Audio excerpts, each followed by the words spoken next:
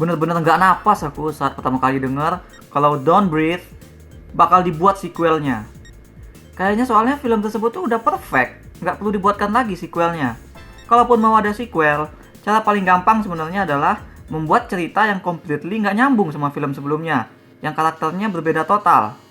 Jadi mereka cuma perlu menciptakan situasi yang baru dari keadaan Don't Breathe, dari keadaan jangan bernafas itu sendiri. Tapi produser Rodo Sayagwes, bukan kamu elos, justru melihat potensi dari karakter si Blind Man yang langsung jadi ikonik setelah film itu tayang. Sehingga si Rodo Sayagwes langsung turun tangan menjadi penulis skenario sekaligus sutradara untuk film lanjutannya ini. Lanjutan yang membahas lebih dalam dan lebih dekat siapa si Blind Man. Dan aku masih belum menarik napas lagi karena di sini Sayagwes benar-benar menempatkan Blind Man sebagai protagonis. Pertanyaan besarnya tentu saja adalah bagaimana membuat karakter yang telah terestablish sebagai orang yang telah melakukan perbuatan brutal dan tidak manusiawi kembali menjadi semacam hero yang mengundang simpati.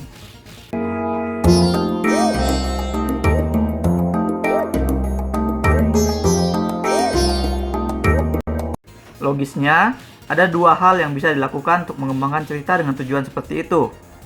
Antara membuat ceritanya sebagai prequel atau origin, atau mengembrace diri sebagai cerita anti-hero. Rodo Sayagwes tidak melakukan salah satu di antara dua itu. Dia menyambung cerita ini 8 tahun setelah kejadian di film pertama. Dalam kurun tersebut, Blind Man memungut seorang bocah dari rumah yang kebakaran, dan dia membesarkan anak perempuan tersebut sebagai ganti anaknya sendiri. Kini, anak yang ia beri nama Phoenix itu sudah cukup gede untuk minta sekolah normal dan berinteraksi sosial. Si Blind Man diceritain itu dipersembahkan sebagai orang yang insaf dari semua perbuatan mengerikan yang dilakukan di masa lalu. Tapi, dia tetap tahu bahwa bahayanya besar banget di luar sana. Dan memang benar, Phoenix yang diperbolehin keluar sebentar ternyata diikuti oleh sekawanan orang jahat. Rumah Blind Man sekali lagi disatroni. Phoenix diculik. Dan Blind Man harus menyelamatkan Phoenix sebelum terlambat. Sementara dia juga harus bergulat dengan the right thing yang harus dilakukannya demi Phoenix. Nah, barulah aku menarik napas.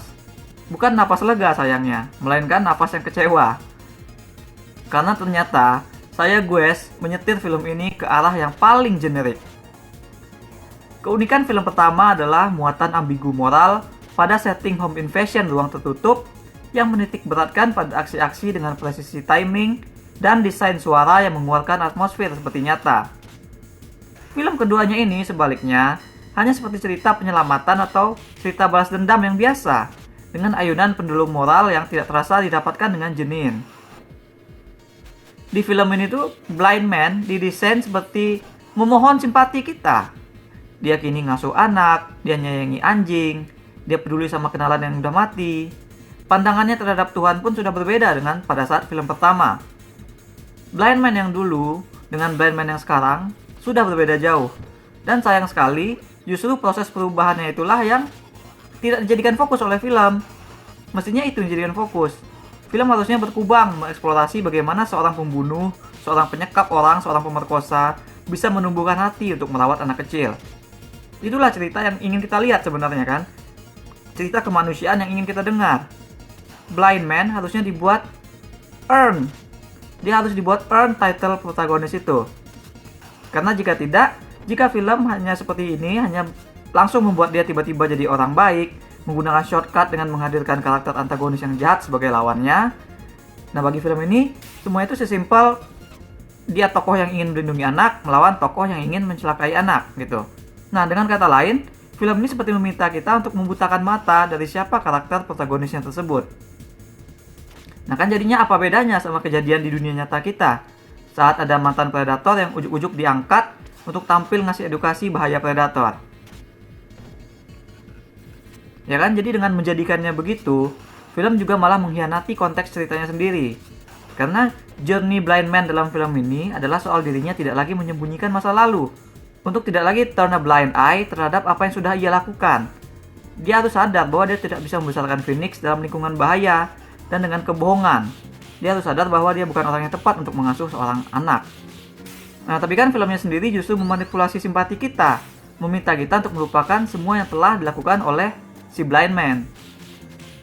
Oleh karenanya, sequel film ini justru paling baik jika kita menontonnya dengan tidak tahu cerita di film yang pertama, which is berlawanan dengan poin eksistensi sebuah sequel. Jadi kenapa tidak sekalian saja membuat cerita baru tentang orang buta yang mati-matian menyelamatkan anak yang bukan anaknya, kan? Lebih gampang bikin cerita baru sebenarnya. Nah, Blind Man ini dihadirkan lagi kan mestinya karena film ingin mengembangkan, ingin mengeksplorasi karakternya. Tapi malah bagian paling penting, bagian development-nya yang tidak ditangkap oleh mereka.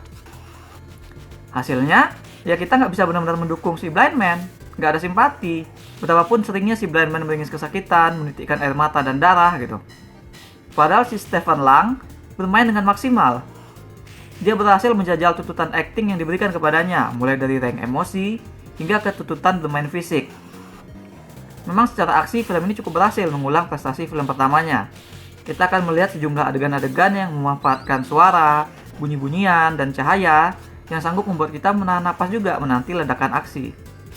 Tapi karena sekarang cakupan medannya lebih luas, film ini tidak berlama-lama di setting rumah karena hanya akan menimbulkan kesan meniru film yang pertama, maka aksi-aksi film ini jadi tidak lagi berasa spesial. Walaupun karakter yang berlaga itu adalah orang buta, tapi hanya ada sekian banyak aksi berantem yang bisa diadegankan sebelum akhirnya semua elemen dalam action itu terasa convenient, terasa dimudahkan. Soal moral atau pembalikan role, film ini sebenarnya masih berusaha memainkan itu semua. Ada karakter yang kelihatan jahat tapi ternyata dia mungkin dia baik gitu kan, tapi ada juga yang kayaknya baik dan simpatik tapi ternyata busuk. Nah, malah sebenarnya ada satu karakter anak buah penjahat yang menarik di film ini. Si karakter itu diam-diam membelot dan membantu Blind Man. Tapi film tidak menggali karakter itu ternyata lebih jauh. Karakter itu hanya sampai di situ aja gitu. Jadi alih-alih seperti karakter, dia malah jatuhnya sebagai kemudahan lain yang diset untuk membantu perjuangan Blind Man. Semua karakter dan moral mereka memang tidak pernah benar-benar jadi soal, karena film begitu pengen untuk mengecat Blind Man sebagai protagonis. Padahal sebenarnya kan bisa-bisa aja si Blind Man ini jadi protagonis, tapi tetap dibuat jahat, tetap dibuat nggak ngemis simpati kayak yang kita lihat di sini. Sehingga aku jadi suuzon, jangan-jangan nih pembuat film nggak ngerti gitu makna dari protagonis dan antagonis itu sendiri. Jangan-jangan mereka hanya menyederhanakan bahwa protagonis itu ya baik, antagonis itu ya jahat. Padahal kan enggak. Padahal protagonis itu ya karakter yang motivasinya kita dukung. Meskipun bisa saja aksi-aksinya tidak tergolong baik gitu. Dan antagonis itu simply sebenarnya ya karakter yang motivasinya bertentangan dengan protagonis. Nah, balik ke film, akibat dari pembalikan role yang tidak benar-benar earn dan tidak benar-benar berarti tersebut, alur cerita film ini jadi terasa ngada-ngada.